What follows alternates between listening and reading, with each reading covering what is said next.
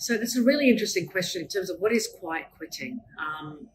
Quiet quitting is all around people still working, coming to work, showing up to work, but from an emotional perspective, they've just given up. So they're turning up physically, mentally they're not, spiritually they're not, emotionally they're not turning up. And it's all around, well, how do I just get my paycheck? How do I just keep doing what I'm doing without having to worry about the deliverables, caring about the company? And in essence, quiet quitting is even, in some ways, I should say, quiet quitting is worse than quitting and leaving the company because it's complacency. Quiet quitting is a silent epidemic. And back in 2023, March 2023, there was a global emotional report, the Gallup surveys, and it showed that in Australia and New Zealand alone, up to 67% of people were quiet quitting. How did this show up? I would definitely say that this showed up post the pandemic with the COVID virus. And I think what's happened is people are feeling so much despair, so much angst. We've got so many things going on globally that they're overwhelmed. People are just simply overwhelmed, but they also have a lot of fear that they don't want to change jobs. They don't want to leave, go somewhere else. They're scared more of the unknown. So the vast majority of people right now, and I know this is a generalization, but the vast majority of people are in the game not to lose rather than to win. So we're seeing this pandemic, dare I say it, globally, but in Australia, it's 67% of people are quiet quitting.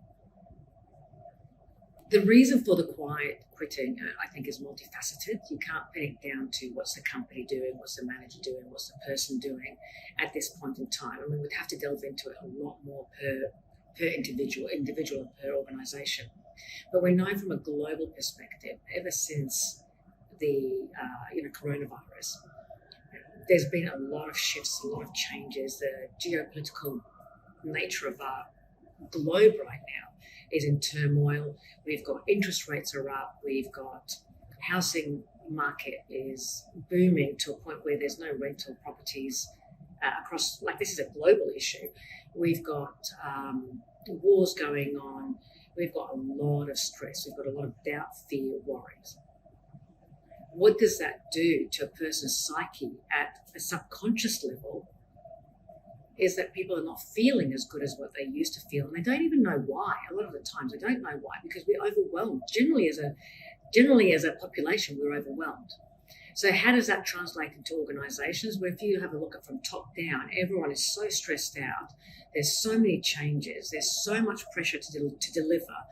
Revenues are down. And so you see the escalation of people just wanting to do a lot more. Okay, so let's do without thinking about why, without being laser-like focused, and things are not working. And so people start to give up.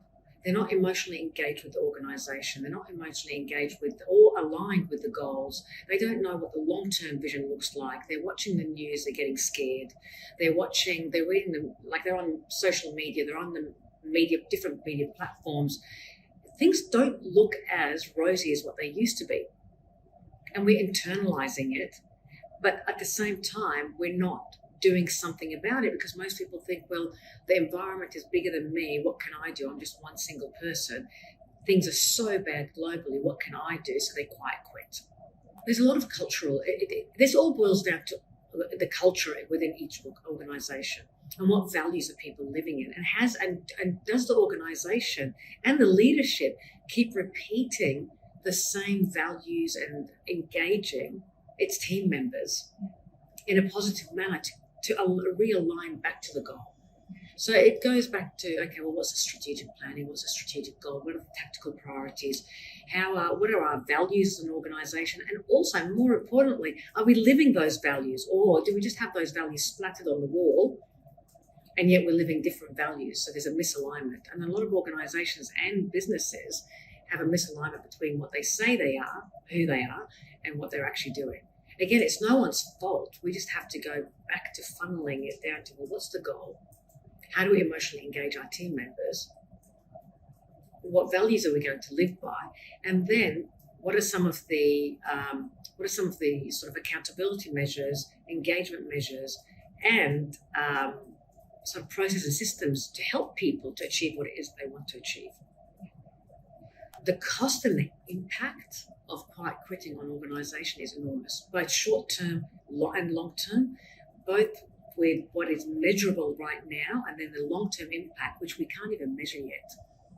We're not just talking about eventually people leaving the organisation and the cost of just replacing, like rehiring and retraining. That's in itself very costly, but it's also, well, what is not happening? How much unproductive activities are we becoming engaged with? And so we're dropping the productive activities, and that's when you hear people say, I feel like I'm on a hamster wheel, just doing. I don't know what I'm achieving. On top of that, you've got the toxic behaviour that can be encouraged to rise as a result of quiet quitting. You've got gossip, you've got people who go on stress leave, you've got arguments, you've got a lack of alignment. So the cost of it is way beyond just what you see currently at the bottom line. By nature, eventually everything sorts itself out, right? So if we don't do anything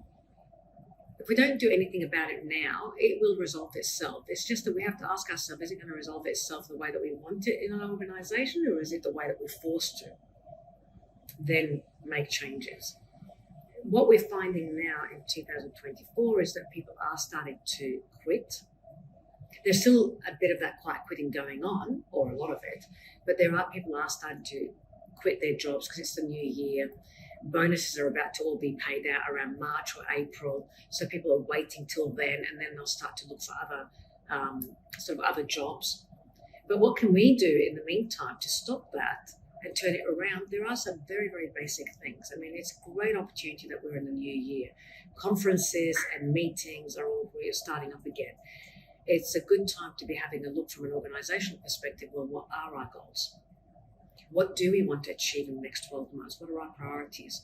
What do we want to stop, start, and continue? Can we revisit our values? And this is as a team. What are our boundaries? That's also a good question. What do we accept? What don't we accept? How do we emotionally engage every single team member to feel like they're of value and contributing to the ultimate goal? I truly believe that 99.99% of the population wants to do really well at work, but they need to be shown how, and they need to feel like they're of value. So that's a responsibility of organisations at a leadership level, be it the senior leadership level, mid-management level, or at a supervisor level, to bring in those, well, what's the goal, and realign the whole organisation to that goal and become emotionally engaged. The operating rhythm. Now, most people go, well, what is the operating rhythm? Well, here's the thing. I mean, we are, as human beings, we're very behaviourally driven. So we've got a lot of behaviours and routines. 96 to 98% of our behaviour, is at a subconscious level. It's on autopilot. It's the same thing for organisations. So we have to ask ourselves, is the current operating rhythm serving us towards our goal, or do we need to change the way we meet, change the way that we have expectations and deliverables, change the way that we communicate? So what do we stop? What do we start? What do we continue as a team? And then get commitment from every single team member to follow through on that. And that's your accountability piece.